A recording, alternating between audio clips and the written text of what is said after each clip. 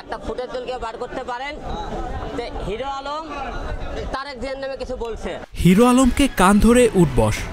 বিএনপির ভারপ্রাপ্ত চেয়ারপারসন তারেক রহমানকে ব্যঙ্গ করার অভিযোগে বগুড়ায় আদালত চত্বরে আলোচিত ইউটিউবার আশরাফুল আলম ওরফে হিরো আলমকে কান ধরে উঠবস করানোর পর বেধড়ক মারধর করা হয়েছে।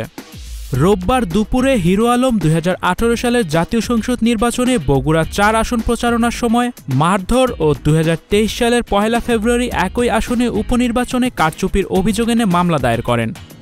মামলায় ওবায়দুল কাদের, বগুড়া 4 আসনের সাবেক সংসদ সদস্য রেজাউল করিম তানসেন ও সাবেক প্রধান নির্বাচন কমিশনার কাজী হাবিবুল আউয়াল সহ 39 জনকে আসামি করা হয়। মামলা দায়ের করার পর আদালত চত্বরে হিরো আলম সাংবাদিকদের সঙ্গে মামলার বিষয়ে কথা বলার প্রস্তুতি নেন। এমন সময় কয়েকজন যুবক তারেক রহমানকে নিয়ে কটূক্তি করার অভিযোগ এনে হিরো আলমের উপর অতর্কিত হামলা চালায়। প্রথমে তারা হিরো আলমকে কান ধরে উঠবস করিয়ে ক্ষমা চাওয়ান। পরে তারা সড়কে নিয়ে এসে বেধড়ক মারধর করেন। মারধরের শিকার হওয়ার পর হিরো আলম বলেন, এক স্বৈরাচারের পতনের পর আরেক দল নিজেদের সন্ত্রাসী কার্যকলাপ শুরু করেছে। এইটা কি স্বাধীনতা? প্রকাশ্যে আমাকে হত্যার চেষ্টা করা হলো। আমি কখনো তারেক জিয়াকে নিয়ে কটূক্তি করিনি। ডিবির হারুন আমার পরিবারকে জিম্মি করে রিজভী সাহেবের বিরুদ্ধে মামলা করিয়েছিল। এই কথা আগেও বলেছি। এরপরও আমাকে আদালতের মতো জায়গায় আপনাদের সামনে পেটানো হলো। তিনি আরও বলেন, যারা এই হামলা করেছে তাদের সবার ফুটেজ আছে, শনাক্ত করে এদের বিরুদ্ধেও ব্যবস্থা নেওয়া হবে। এদিকে বগুড়া জেলা বিএনপির সাধারণ সম্পাদক আলী আসগর তালুকদার হেনা জানান, হিরো আলমের উপর যারা হামলা করেছে তারা দুর্বৃত্ত। আমাদের দলের কোনো নেতাকর্মী এ কাজ করেনি।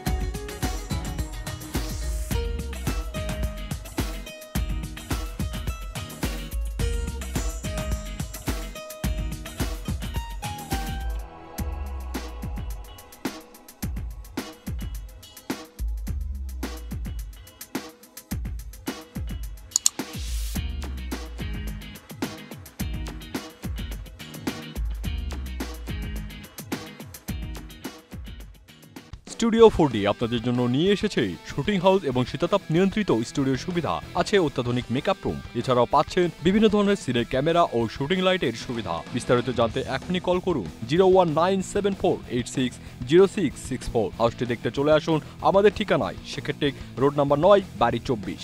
Icon focus 24 TV, powered by 4D 4th dimension. আমাদের চ্যানেলটি সাবস্ক্রাইব করে আমাদের সাথে থাকুন।